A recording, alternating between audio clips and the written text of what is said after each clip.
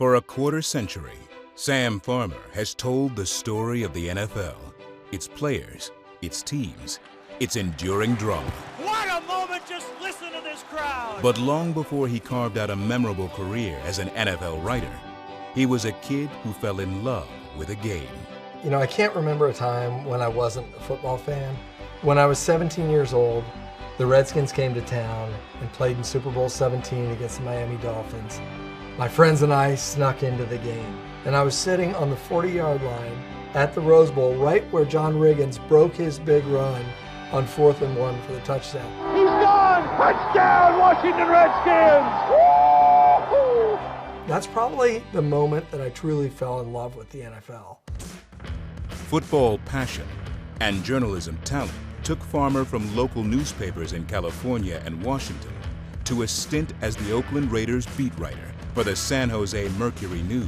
Firing in the end zone for Brown, touchdown Raiders! A knack for memorable details and a powerful imagination helped him develop a unique approach to his craft. I like to tell the stories beyond the X's and O's. That's my pursuit, that I'm always looking and trying to get that story that hasn't been told. In 2000, he became the NFL columnist for the Los Angeles Times. It was a dream job with one unique twist. The city had no team. A lot of people thought, you must be desperate for a team. Well, that wasn't the case at all. I had the greatest job in the country because I was covering the #1 sports league in the #2 media market for the LA Times. I could do whatever stories I wanted to do, and that enabled me to pick the best stories in the country to cover. It allowed me to go watch games at John Madden's house, or sit in the Monday Night Football booth with Al Michaels, climb Mount Rainier with Roger Goodell, spend a week with Pete Carroll and how he does his job. That's how championship winning football is all about. So I was doing something that nobody else in the league was doing. It was a dream job.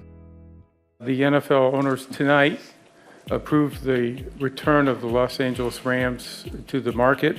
In 2016, the NFL ended its 21-year absence in Los Angeles with the return of the Rams, and there was no one better to cover the story than Farmer.